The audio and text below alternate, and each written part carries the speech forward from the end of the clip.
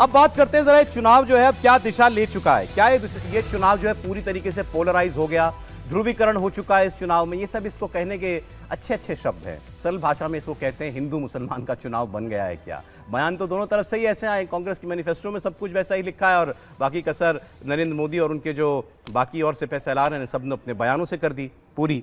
अब मैं आपको जरा योगी आदित्यनाथ के 2-3 स्टेटमेंट सुनाऊंगा, उसी से आपको पता चल जाएगा बीजेपी का कैंपेन क्या चल रहा है इस वक्त। वो बात करते हैं जजिया कर की जो औरंगजेब ने लगाया था, वो बात करते हैं कि ये मुसलमानों को उनके मन चाहे खाने की चाहते हैं, मतलब गौकशी कराओगे, मतलब बीफ खिलाओगे। वो बात करते हैं राम मंदिर बन गया, काशी कॉरिडोर बन गया, बस मथुरा के बांके बिहारी का मंदिर बनना बाकी है, वो भी हम बना लेंगे, खुलकर वो ये दावा करना है। फिर आपको सुनाता हूं तेजस्वी यादव की बात। तेजस्वी यादव गिना रहे हैं देश का प्रधानमंत्री हिंदू, देश का राष्ट्रपति हिंदू, देश की सेनाओं के तीनों प्रमुख हिंदू, देश के सारे राज्यपाल हिंदू, तब भी सनातन धर्म खतरे में है। भाई ये कैसे हो सकता है? तो दोनों तरफ से वार और उसका पलटवार जारी है, सुनिए जरा। औरंगजेब सबसे क्रूर मुगल बादशाह था। औरंगजेब ने एक कर लगाया था, उसका नाम है जजिया कर। आज कांग्रेस भी अपने मैनिफेस्टो में जजिया कर की बात करती है। ये जजिया कर क्या है? जो उन्होंने विरासत टैक्स की बात की है। एक तरफ मोदी जी कहते हैं कि गुलामी के अंशों को समाप्त करेंगे लेकिन विरासत का सम्मान करेंगे, और दूसरी तरफ कांग्रेस क्या कहती है अपने मैनिफेस्टो में? कहती है हम विरासत टैक्स लगाएंगे। ऐसा कौन सा खान पान है जिसको बहुसंख्यक समाज नापसंद करता है और वे पसंद करते हैं? एक ही है, गौ माता है ना? आप मुझे बताओ, ये कांग्रेस और सपा बसपा वालों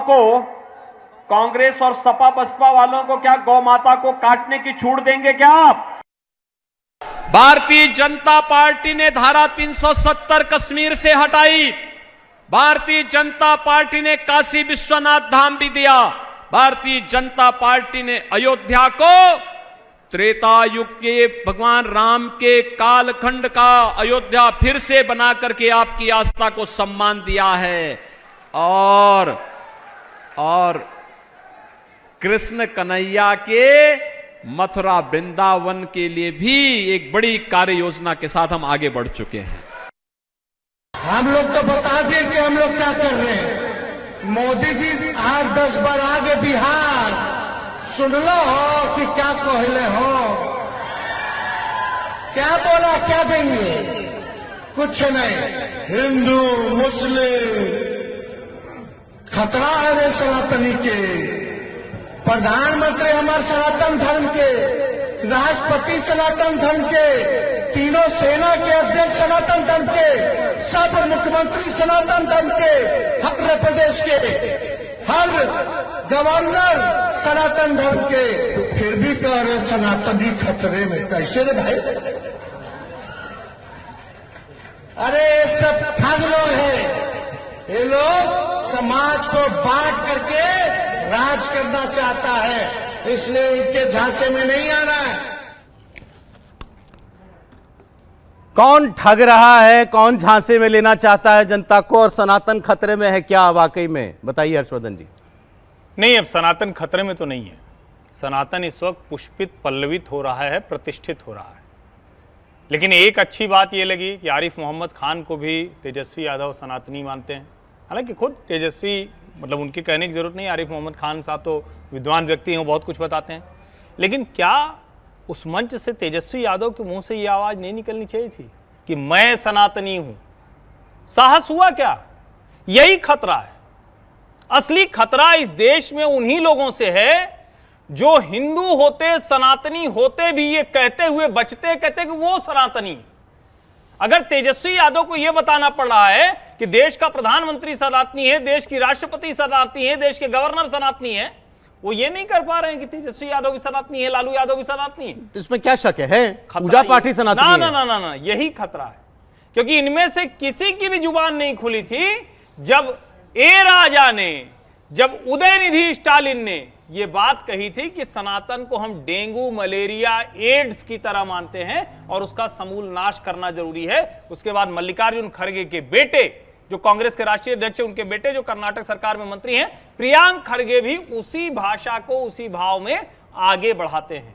और भारतीय जनता पार्टी तो कही ही रही है कि भाई हम हैं इसलिए खतरा नहीं है। अब ये खतरा सीधे मतलब युद्ध के तौर पे, संघर्ष के तौर पे उस तरह देखें तो बात अलग है, वरना क्या राम मंदिर आपको इस तरह से बना हुआ दिखता? क्या काशी विश्वनाथ धाम इस तरह से बना हुआ दिखता? क्या देश के अलग अलग हिस्सों में जो हिंदू आस्था के स्थान है, चाहे देवी के हों चाहे देवता के हों, जो स्थान है वो क्या इतने बेहतर होते हुए दिखते? सनातन का वैसा वैभव नहीं होगा अगर मोदी नहीं होगा। नहीं होगा, ये कोई छिपी हुई बात नहीं, कहीं ढका रहेगा। श्रृंगार गौरी की पूजा बिना किसी प्लेसेज ऑफ वर्शिप एक्ट के बंद करा दी जाएगी 1993 में। प्लेसेज ऑफ वर्शिप एक्ट तो 1991 में लागू हुआ। तो ये तो फैक्ट है ना, ये तथ्य है, वो लोगों को बताना पड़ेगा। ऐसा थोड़ी ना है किसी भी देश का जो इतिहास है, जो कालखंड है, वो राजनीति सिर्फ 10 साल और 20 साल पर चलती है। 10 साल के सिर्फ मोदी राज पर थोड़ी ना भारत चलेगा। भारत स्वतंत्र हुआ है और उसके पहले जो भी है उन सब की बात होती है, और राजनीति के समय तो वो बात होती ही होती है। क्या आप चयन सही कर सके? अब मोदी जी ने क्या कहा एक इंटरव्यू में? मोदी जी ने कहा, आपको याद है कि राजीव गांधी उन्होंने अपने चुनाव का कैंपेन शुरू किया था राम मंदिर जाकर के, अयोध्या जाकर के कैंपेन शुरू किया था, लेकिन फिर बाद में उनको लोगों ने समझा दिया कि नहीं, इससे तो गड़बड़ हो जाएगा, आप हमारा प्रचार कैसे करोगे, तो हट गए वो भी पीछे। उसके बाद पहले के चुनावों में राहुल गांधी मंदिर मंदिर घूमते थे, उनको भी फिर लोगों ने समझाया, वो कह रहे हैं इनके वोट बैंक थे, मतलब मुसलमानों ने उनको समझाया, फिर तुम में और भाजपा में फर्क क्या है। तो इसीलिए अब कांग्रेस के शहजादे कभी मंदिर घूमते हुए आपको दिखाई नहीं। मुस्लिम लीग की वजह से मंदिर नहीं गए, राम मंदिर, मुस्लिम लीग की वजह से राम मंदिर के प्राण प्रतिष्ठा कार्यक्रम में मुस्लिम लीग ने कहा था ना कि मत जाइए वहां, वो नहीं गए। इसमें क्या है, इसमें एक हमें जो ये चुनाव को पोलराइज कर रहे हैं ना, नहीं, जो कांग्रेस कर रही है उसका पहले परिप्रेक्ष्य समझना जरूरी है। क्या हुआ था कि बाबरी मस्जिद जब ढही तो उसके बाद मुसलमानों ने कांग्रेस को त्याग दिया था, और सारा मुस्लिम वोट जो कि कंसोलिडेटेड वोट है, जिसके लिए सब ललायित रहते हैं हमेशा, और जो राजनीति है आज वो क्या है, मुस्लिम तुष्टीकरण की राजनीति है ना, उसकी राजनीति में मुसलमान जो है कांग्रेस से छिटक के जितने भी स्थानीय राजनीतिक दल थे उनके साथ चला गया था। बिहार में लालू यादव के पास चला गया, यूपी में मुलायम सिंह के पास चला गया, हर जगह जितनी रीजनल पार्टीज हैं उन्हें मुसलमान का वोट ले लिया। अब कांग्रेस की ये दिक्कत आ गई, इसीलिए कांग्रेस को लगा हमारा जो पतन हुआ वो एक हमारे पास एक सॉलिड 17%, 16%, 15% का वोट बैंक रहता था, वो क्योंकि हमारी राजनीति में उनकी तुष्टीकरण नहीं हुई इसलिए वो छोड़ के हमें चला गया है। इसके बाद लगातार अगर आप कांग्रेस को देखिए तो वही प्रयत्न चल रहा है। इससे पहले आपको ध्यान है, अभी आपने बात चल रही थी कि भाई ये अपने दादा की मज़ार पे क्यों नहीं जाते, क्यों ये मतलब उस चीज को एडमिट करने में कतराते हैं कि मेरे पिता जो थे वो पारसी मुसलमान थे और मैं जो हूं गौरवान्वित हूं इस बात का कि वो थे। तो एक शेर मुझे बड़ा अच्छा याद आया, वो था कि ए फाक्या कोई आए क्यों, कोई 4 फूल चढ़ाए क्यों, कोई आके शम्मा जलाए क्यों, मैं वो बेकसी की मज़ार हूं। तो इनके दादा, इनके फिरोज जी जो हैं, मेरे पास डेटा निकाल के भेजा मुझे किसी ने, आपने अच्छा याद दिला दिया। वो तो वहां पे राहुल गांधी यही कह रहे हैं कि भाई मैं तो बेकसी की मज़ार अपनी दादा फिरोज गांधी की मज़ार पर 2 बार गए हैं। एक बार नवंबर 2011 में, 2012 में असेंबली इलेक्शन होना था यूपी में, उससे पहले, और उससे भी पहले एक बार अगस्त 2008 में गए हैं। तब उनके साथ थे 2 उनके रिश्तेदार, रुस्तम गांधी और शहरनाज। रुस्तम फिरोज गांधी के बड़े भाई के बेटे हैं, फरदीन बड़े भाई थे फिरोज गांधी के, उनके बेटे थे रुस्तम। जी हाँ।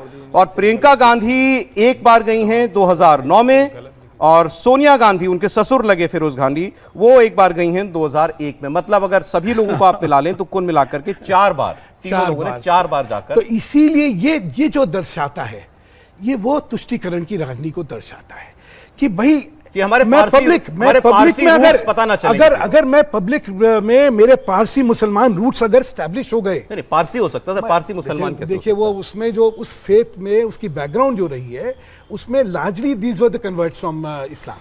तो इसका क्या है कि जो वो रूट्स है, अगर मेरी Parsis converted from being Muslims, okay, तो मेरी रूट्स अगर पता लग गई तो क्या होगा कि जो आज मैं हिंदू खेल रहा हूं, मंदिर खेल रहा हूं, शायद ये खेल खत्म हो जाएगा। इसी वजह से पूरे परिवार की मानसिकता देखिए।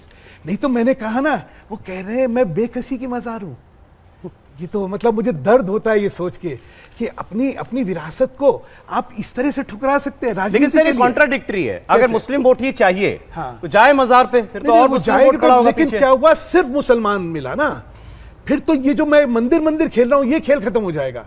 ये जो मैं अपना जनेऊ दिखा के घूम रहा हूं ना, ये खेल खत्म हो जाएगा। फिर तो ये आ जाएगा कि जो मनमोहन सिंह ने कहा कि इस देश की संपदा पे पहला हक जो है मुसलमानों का है, फिर वो सत्यार्थित हो जाएगा। इसी वजह से मैं उदार हिंदू मुसलमानों के साथ हूं। ये खेल है। एक बात तो एक्सेप्ट कीजिए, प्राइम मिनिस्टर चाहते हैं ये चुनाव हिंदू मुसलमान पे हो। नहीं, प्राइम मिनिस्टर, सारी बातें इसी पर प्राइम जा रही हैं। मिनिस्टर जो राजनीति इस समय कांग्रेस कर रही है तुष्टीकरण की, और इस तरह के खेल से वोट बैंक की जो पॉलिटिक्स कर रही है, उसको वो उसका नकाब उतार के फेंक रहे हैं। समीर जी, देखिए, तेजस्वी यादव का भी बयान चल रहा था। ये वही तेजस्वी यादव जो हवाई जहाज पर मछली खाते हैं और फिर दिखाते हैं कि मैं मछली खा रहा हूँ नवरात्र में। ये लिखी चौका की पार्टी देना बंद कर देंगे, लेकिन इख्तियार की पार्टी बिहार में जरूर जारी रखेंगे, क्योंकि वो जानते हैं कि उनका वोट बैंक कौन सा है, किसके साथ उनको चुनाव लड़ना है। देखिए, भारतीय राजनीति में धर्म के अलावा जाति एक बड़ी भूमिका रही है, और भारतीय जनता पार्टी के साथ तो एक धर्म का बड़ा वर्ग जुड़ा रहा है, इसमें कोई दो राय नहीं है। भारतीय जनता पार्टी के साथ हिंदुत्व का बड़ा वोट बैंक रहा है, और भारतीय जनता पार्टी खुल के हिंदुत्व की राजनीति करती रही, इसमें क्या गलत है। सत्ता में नहीं थी तब भी करती रही, सत्ता में अगर हिंदुत्व की बात करती है और सबका साथ सबका विकास की भी बात करती है, तो उसमें कुछ भी गलत नहीं है। भारतीय जनता पार्टी कभी यह तो नहीं कहती कि सिर्फ हिंदुत्व की पार्टी है। सबका साथ सबका विकास और सबका विश्वास प्रधानमंत्री बार बार कर रहे हैं, और सर्वजन हिताय और सर्वजन सुखाय की बात करते हैं। प्रधानमंत्री मोदी ने कहा है कि देश में सिर्फ 4 जातियां जिन्हें मैं मानता हूं, और उन्हीं के लिए मैं काम कर रहा हूं। लेकिन जब राजनीति और जब वोट बैंक की पॉलिटिक्स आती है, चुनाव आते हैं, तो भारतीय जनता पार्टी इस बात को भी जानती है कि जब तक हिंदुत्व का तड़का नहीं लगेगा, भारतीय जनता पार्टी का वोट बैंक नहीं बढ़ेगा। हिंदुत्व का तड़का या मुसलमानों का डर? नहीं, हिंदू मुसलमानों का डर नहीं, भारतीय जनता पार्टी हिंदुत्व की बात करती है। मुसलमानों का डर दिखाना तो है कि कांग्रेस भारतीय जनता पार्टी सनातन की बात करती है। भारतीय जनता पार्टी किसी को डराती नहीं है। भारतीय जनता पार्टी सनातन की बात करती है। ये जो बदनीयत है कांग्रेस की, ये बदनीयत दिखा रहे हैं, उनका डर नहीं दिखा रहे, वो मुंह में राम बगल में छुरी दिखा रहे हैं। देखिए, क्या गलत है? अगर बीजेपी तो शुरू से ही हिंदुत्व की राजनीति करती आई है, अगर आज वो हिंदुत्व की बात कर रही है तो क्या गलत कर रही है? आप बता दीजिए, समाजवादी पार्टी क्यों नहीं अपने सबसे शीर्ष पद पर मुसलमान को बैठा देती है? क्यों नहीं आरजेडी उठाकर एक मुसलमान को अपने शीर्ष पद पर उठा देती? कांग्रेस क्यों नहीं बैठा देती? टीएमसी जो इतनी बातें कर रही है इस चुनाव में मुसलमानों के लिए, आपने उनके बयान देखे हैं ममता बनर्जी के, जो कि मुस्लिम इश्क को कहवा देके बाकायदा बयान देती हैं। क्यों नहीं अपने सबसे उच्च पद पे मुसलमानों को? देखिए, इस देश में अगर आप सच में मुसलमानों को आगे बढ़ाना चाहते हैं तो आपको रिप्रेजेंटेशन उसको देना पड़ेगा। आपको मुस्लिम लोगों को रिप्रेजेंटेशन देना पड़ेगा, वो भी राजनीति में। तो बैठाएं। अगर आप, वो कोई नहीं कर रहा है, वो कोई नहीं कर रहा है, तो बीजेपी को आप कैसे? बीजेपी तो शुरू से हिंदुत्व की बात, मतलब ओबीसी जो कह रहे हैं ठीक कह रहे हैं फिर तो। जो भी कह रहे हैं वो तो मुस्लिम राजनीति करते हैं, और वो उनकी पार्टी ही मुस्लिम बेस पे बनी हुई है। लेकिन मैं बोल रहा हूं, जो ये पार्टियां जो मुस्लिम वोट चाहती हैं, वो क्यों नहीं कर देती हैं? कर देना चाहिए भाई। पूरा देश का बंटवारा इस बात पे हो गया कि मुस्लिम रिप्रेजेंटेशन होना नहीं, लेकिन देश के बंटवारे को तो 70 साल हो गए, आज भी हम लोग मुसलमान के नाम पर ही वोट मांग तो रहे हैं ना, पार्टियां। वोट तो चाह रहे हैं ना, तो रिप्रेजेंटेशन दो। वो जो वोट बैंक है ना, आप समझिए, सबका एक मिथ है कि मुसलमान एक साथ जो है एक ही दल के लिए वोट करता है। तो कांग्रेस को भी इसलिए आप करना चाहिए। स्टार्ट क्या है, आप इस परिवार से 50% हट जाना पहुंचने के लिए 15% अगर आपकी जेब में है, तो आपका सफर बचा 35% का। दूसरे का सफर जो होगा वो 65% का हो जाएगा। इस वजह से वो जो है वो ये कर रहे हैं। नहीं, अब बस एक सवाल का जवाब चाहिए मुझे, फिर ब्रेक लेना पड़ेगा आपको। इस चुनाव में आपने जैसा कहा कि मुसलमान तो एक मुश्त वोट करेगा ही, और बीजेपी के खिलाफ जो मजबूत दिखेगा उसको वोट करेगा। दूसरी ओर वो काउंटर पोलराइजेशन आपको इस चुनाव में होता हुआ दिख रहा है क्या? हिंदू वोट अभी जातियों में वोट कर रहा है, अलग अलग छिटक के वोट कर रहा है, या हिंदू की तरह वोट कर रहा है? मुझे जो दिख रहा है ना, इसमें जो सबसे ज्यादा प्रभाव लोगों के मन में आया है वो लाभार्थियों के मन में आया है। जो 5 साल में नरेंद्र भाई की जो जितनी योजनाएं थी, उसका जो उनको फायदा हुआ। मैं बस एक और, क्योंकि अभी जाति की दीवार टूटेगी तो लाभार्थी की वजह से टूटेगी। एक ही जो तेजस का अभी बात चल रही थी, तो मैं उस दिन उसका बयान देख रहा था, मैं सोचता हूं उसकी चर्चा क्यों नहीं हुई। उन्होंने कहा या तो हमें वोट दो, नहीं तो एनडीए को वोट दो, किसी और को ना देना।